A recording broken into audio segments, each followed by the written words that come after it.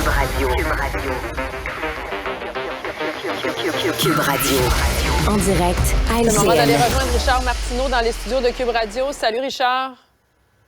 Salut Audrey. Alors, tout le monde parle du troisième lien aujourd'hui. Hein? C'est le gros sujet du jour. D'ailleurs, c'est la conférence de presse, le point là-dessus. Importante volte-face de la CAQ, Richard, et la ministre qui a pris plusieurs minutes à expliquer les raisons qui ont mené le gouvernement à ce changement de cap. Écoute, c'est un virage en U, c'est un U-turn en plein milieu d'un tunnel. Là, vraiment, là, c'est le troisième projet.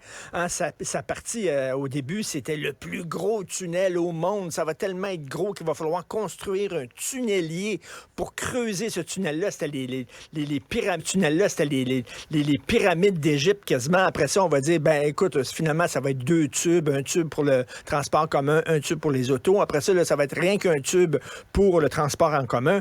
Mais écoute, c'est de voir ces ministres-là qui ont mis leur tête en jeu. Hein? Souviens-toi, Éric Kerr avait dit, je suis prête à démissionner si ce projet-là ne se fait pas. Je vais me battre jusqu'à ma dernière goutte de sang. D'ailleurs, il y a la Croix-Rouge qui veut le rencontrer aujourd'hui parce qu'ils sont prêts à le pomper, eux autres. Là. Alors, il y a François Bonnardel lorsqu'il était ministre des Transports. Il y a Bernard Drinville, la couette au vent sur le bord du fleuve en disant on s'en fout des GES, c'est important, tout ça. Et là, j'ai une pensée toute particulière pour ces ministres-là, Audrey. Imagine-toi, tu sais, ton boss, ton chef, François Legault dit vous allez aller sur le terrain, vous allez être des bons soldats, puis vous allez défendre ce projet-là. Ouais, mais moi, je crois pas ben, c'est pas... Non. On a besoin des votes dans la région de Québec. C'est important. Allez-y. Ces gens-là sont des bons soldats. Partent avec le ballon. Mettent leur tête sur le bio. Font un peu des fous d'eux autres en disant, là, on croit à ce projet-là alors qu'il y a beaucoup de gens qui sont contre. Et là, ils se rendent compte qu'ils sont allés au bat, ils sont allés au bâton. Et là, leur chef dit, finalement, on change d'idée. Les autres, écoute, ils ont l'air complètement fous. Et là, tout le monde se dit, est-ce qu'Éric Kerr va démissionner? Il a quand même dit, il avait promis qu'il est... Quel, quand même, incroyable. Et là, est-ce que ça va se faire? Parce qu'un tunnel, ça coûte très cher pour des autobus. Est-ce que les gens vont vraiment utiliser ça? Puis moi, je n'étais pas un grand fan du troisième lien. Mais tu sais, c'est la raison qu'on nous dit. C'est parce qu'il y a eu des changements dans les modes de vie des gens. La pandémie, le télétravail. Venez pas me dire, il y a quelques mois, c'était super important. Et là, en quelques mois, soudainement, le télétravail a changé. Ce tunnel-là aurait été creusé pour les 80 prochaines années. C'était... Tu sais, le télétravail, c'était en mode là. Est-ce que ça va être là encore dans 1 an, dans 2 ans? On le sait pas pantoute, là, absolument pas. Venez pas me dire que c'est à cause du télétravail. Là. Vraiment, c'est pas ça. Mais quand même, là, est-ce qu'il va y avoir un coût politique à payer pour ça? Je le sais pas. Mais dans la région de Québec, il y en a un qui est content puis qui célèbre, là, c'est Éric Duhaime. Lui est content. Tu sais, vraiment, il va lâcher les drag queens un peu. Là, et enfin, il y a un os à ronger. C'est le troisième lien. Et sur la rive sud de Québec, les gens sont furieux. Bref, tout un virage. Mais cela dit, c'était pas très étonnant. Hein? On sentait que c'était une patate chaude, puis il se demandait exactement quoi faire avec ça. Là. Il voulait sortir de là. Là. Ça fait tellement longtemps qu'on en parle. Ça va faire réagir, Michel David...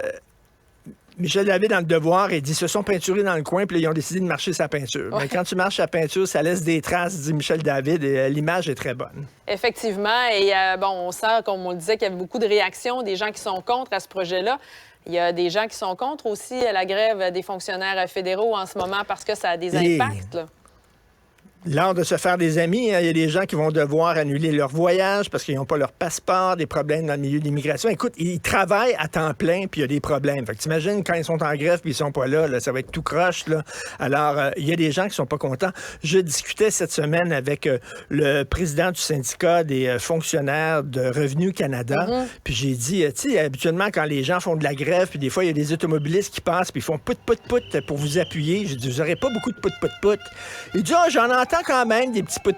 Je dis, ça doit être des pout de gens qui sont en maudit, pas des pout de gens qui vous appuient. En tout cas, bref, c'est parce que pour beaucoup de gens, les fonctionnaires fédéraux sont quand même vus comme des travailleurs privilégiés. Je le redis, une sécurité d'emploi béton, un régime de retraite à prestations déterminées, ça te permet de faire des plans à long terme.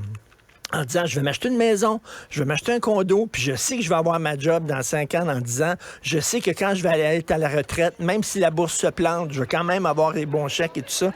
qui peut faire des plans à long terme comme ça? On s'entend, là, c'est pas les mineurs de Germinal d'Émile Zola qui vont là, travailler, exploiter le visage rempli de cambouis et de suie. C'est pas ça, c'est la classe moyenne supérieure, les fonctionnaires du système fédéral, et là, qui prennent en otage la population. Pas sûr que les gens sont vraiment derrière eux.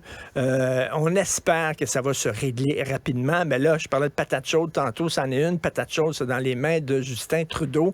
Est-ce qu'il va aller avec une loi spéciale?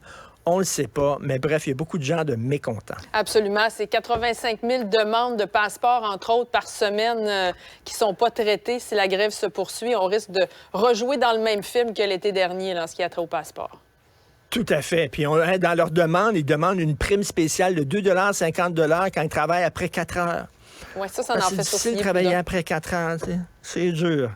Alors, il n'y a pas grand gens qui pleurent, qui versent des larmes de crocodile sur les fonctionnaires fédéraux aujourd'hui. Merci, Richard. On se reparle. Cube Radio.